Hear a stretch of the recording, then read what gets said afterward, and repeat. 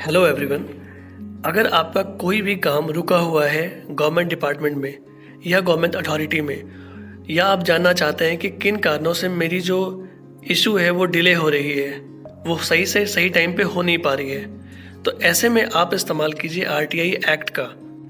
तो इस वीडियो में हम जानेंगे कि आप ऑनलाइन आरटीआई कैसे फाइल करेंगे, और उससे पहले हम देख लेते हैं थोड़ी बेसिक चीज़ें जो आपको अगर पता हो तो वो ज़्यादा हेल्प करेंगी आगे फिल करने में। तो सबसे पहले देखते हैं कि इस एक्ट के अंदर आप क्या क्या चीज़ें गवर्नमेंट से पूछ सकते हैं। जैसे कि अगर आपने ड्राइविंग लाइसेंस के लिए अप्लाई किया है और वो डिले हो रहा है, कारण क्या है। अगर आपके मार्कशीट में मार्क्स मिसप्रिंट हो गए हैं और आप बार बार कहने के बाद भी कोई सुन नहीं रहा है, तो आप आरटीआई फाइल कीजिए। किसी भी गवर्नमेंट डिपार्टमेंट से जानकारी ले सकते हैं, कुछ सिचुएशन में नहीं मिलेगा, जैसे नेशनल सिक्योरिटी जहाँ मामला हो। फिर है अगर कोई भी गवर्नमेंट डॉक्यूमेंट की आप कॉपी चाहते हैं तो वो कॉपी आपको मिलेगी। गवर्नमेंट के किसी काम को आप जांच कर सकते हैं, इंस्पेक्ट कर सकते हैं, और किसी भी गवर्नमेंट वर्क्स जो हो चुके हैं उसके सैंपल आप ले सकते हैं। तो ये चीज़ें आपको आरटीआई एक्ट के अंदर मिलती हैं, ये अधिकार आपको मिलता है। तो अब देखते हैं कि आरटीआई फाइल कैसे करते हैं। देखिए, आरटीआई के लिए दो चीज़ें हैं। पहला, एक तो आप सेंट्रल गवर्नमेंट के लिए सेंट्रल गवर्नमेंट के पोर्टल पे जाएंगे। दूसरा, स्टेट गवर्नमेंट के आरटीआई के लिए आप हर स्टेट की उसके इंडिविजुअल आरटीआई साइट पे जाएंगे। जैसे कि उत्तराखंड जो है उसकी अलग वेबसाइट होगी, यूपी है उसकी अलग होगी, दिल्ली की अलग होगी, बिहार की अलग होगी, वेस्ट बंगाल उसकी अलग होगी। लेकिन सेंट्रल गवर्नमेंट की एक होगी, जो अभी हम इस वीडियो में सिर्फ सेंट्रल गवर्नमेंट के वेबसाइट पे कैसे ऑनलाइन आरटीआई फाइल करेंगे ये देखेंगे। तो सबसे पहले आपको जाना है मेन सर्च बार पे और वहाँ लिखना है rtionline.gov.in। तो ये आपको ले जाएगा उस मेन पेज पे। अब यहाँ पे आप देख सकते हैं कि आपको यूज़र नेम और पासवर्ड के लिए कह रहा है ये। अगर आप रजिस्टर्ड यूज़र नहीं हैं तो आप रजिस्टर्ड कीजिए, और आप इसके बिना भी कर सकते हैं। जैसे आप नहीं चाहते कि यहाँ पे साइन अप करें तो कोई इशू नहीं है, आप सीधा यहाँ पे देखो सबमिट रिक्वेस्ट का ऑप्शन है।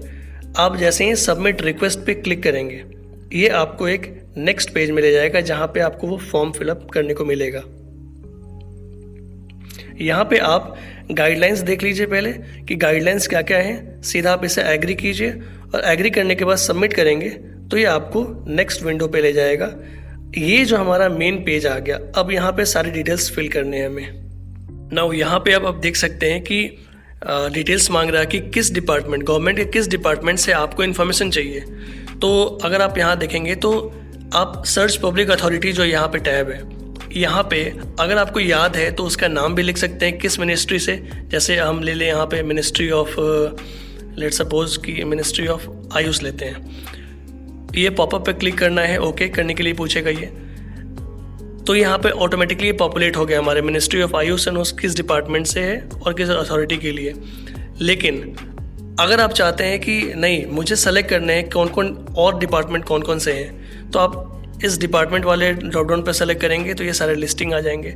जैसे हमने सेलेक्ट कर लिया ड्रिंकिंग वाटर एंड सैनिटेशन, तो यहाँ पे करने के बाद अगर आप सेलेक्ट करेंगे तो पूछेगा उस डिपार्टमेंट के अंदर कौन सी अथॉरिटी से आप चाहते हैं, तो आप वो सेलेक्ट कर लीजिए। ये सेलेक्ट करने के बाद आप नीचे के और भी जो फील्ड हैं उसे आप एक बार फिल कर लेंगे। जैसे यहाँ अथॉरिटी में तो एक ही ड्रॉप डाउन था। लेट्स सपोज कि मैं कोई और मिनिस्ट्री चूज़ करता हूँ, मिनिस्ट्री ऑफ कोल। अब इसके अंदर आप जाएंगे तो बहुत सारी अथॉरिटी हैं। कौन से अथॉरिटी, तो लेट्स सपोज कि हम एनएलसी नहीं, लेट्स सपोज कि कोल इंडिया हम सेलेक्ट करते हैं। तो इतने सारे अथॉरिटी में से हमने कोल इंडिया से हमें जवाब चाहिए कि कोल इंडिया के रिगार्डिंग हमें कुछ इन्फॉर्मेशन चाहिए।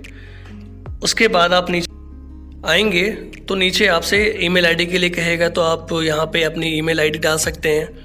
और ईमेल आईडी जैसे ईमेल आईडी हम लेट्स सपोज यहाँ डालते हैं, और इसे मैंने ब्लर कर दिया है। ये डालने के बाद नीचे आप आएंगे तो आपके पास आएगा कि आप इंडियन है कि नहीं, क्योंकि आरटीआई सिर्फ इंडियन सिटीजन ही डाल सकते हैं, फॉरेनर्स नहीं। उसके बाद आप बिलो पॉवर्टी लाइन से हैं तो वहाँ कर सकते हैं। और उसके बाद आपको यहाँ पे 3000 कैरेक्टर्स में अपनी मैसेज को लिखना है, अपने इशू को लिखना है। और एक चीज़ यहाँ पे टू दी पॉइंट लिखें अपने इशू को, क्योंकि अगर ज़्यादा आपने लंबा लिखा तो बहुत कम चांस है कि आपको सही आंसर मिले, क्योंकि वो मिनिस्ट्रीज़ में भी घूमता रह जाएगा यहाँ से वहाँ। सो बी स्पेसिफिक, जो आपकी इशू है उसी को यहाँ लिखें, ज़्यादा यहाँ कहानी नहीं लिखना है। उसके बाद आप चाहें तो सपोर्टिंग डॉक्यूमेंट भी यहाँ लगा सकते हैं, अगर कोई PDF है या और भी कोई अगर प्रूफ देना चाहते हैं तो। और उसके वो देने के बाद आप नीचे में यहाँ इंटर सिक्योरिटी कोड है, आप सिक्योरिटी कोड डालकर आप सबमिट कर सकते हैं। हाँ, PDF जो है ये सिर्फ आप जो सपोर्टिंग डॉक्यूमेंट डालेंगे वो PDF में रहेगी और वो 1 MB की रहेगी, ये लिमिटेशन है यहाँ पे। उसके बाद कैप्चा डालने के बाद आप सबमिट करेंगे। तो जैसे ही आप सबमिट करेंगे आपके पास एक पॉपअप आएगा, तो आप उस पॉपअप को क्लिक कीजिएगा। जैसे यहाँ पे अभी मैंने डाला, मैंने ओके किया, ये आपको एक नेक्स्ट पेमेंट विंडो पे ले जाएगा। यहाँ पे देख सकते हैं आप, तो आपको 2 ऑप्शन मिलेंगे पेमेंट के लिए, या तो आप इंटरनेट बैंकिंग के थ्रू आप पेमेंट कर दें, या फिर क्रेडिट कार्ड या डेबिट कार्ड या रुपए कार्ड, जो भी आपके पास है वो क्रेडेंशियल डाल के आप यहाँ पे पे कर सकते हैं। जैसे मैं चूज़ करता हूँ यहाँ पे इंटरनेट बैंकिंग, लेट्स सपोज। तो और उसमें फ़ीस लगेंगे, क्रेडिट कार्ड डेबिट कार्ड करेंगे तो फ़ीस लगेंगे, लेकिन मैंने यहाँ पे इंटरनेट बैंकिंग सेलेक्ट किया। और यहाँ पे आपको एक ही बैंक का इसमें ऑप्शन मिल रहा है, ये थोड़ा एक डिमेरिट है, क्योंकि स्टेट बैंक ऑफ इंडिया ही है यहाँ पे। तो आप स्टेट बैंक ऑफ इंडिया पे अगर क्लिक करके यहाँ पे, जैसे मैंने यहाँ पे अभी सेलेक्ट किया तो स्टेट बैंक ऑफ इंडिया, तो ये सेलेक्ट क्लिक करने के बाद आप पे क्लिक करेंगे तो नेक्स्ट विंडो पे ले जाएगा और थोड़ा टाइम लेता है। आप देख सकते हैं कि ये ले रहा है, ये आपको ला देगा स्टेट बैंक ऑफ इंडिया के इंटरनेट बैंकिंग पोर्टल पे। यहाँ पे आप अपना यूज़र नेम, पासवर्ड ये डालकर आप लॉगिन कर सकते हैं। तो ये था एक पूरा स्टेप, कैसे आप ऑनलाइन RTI फाइल कर सकते हैं।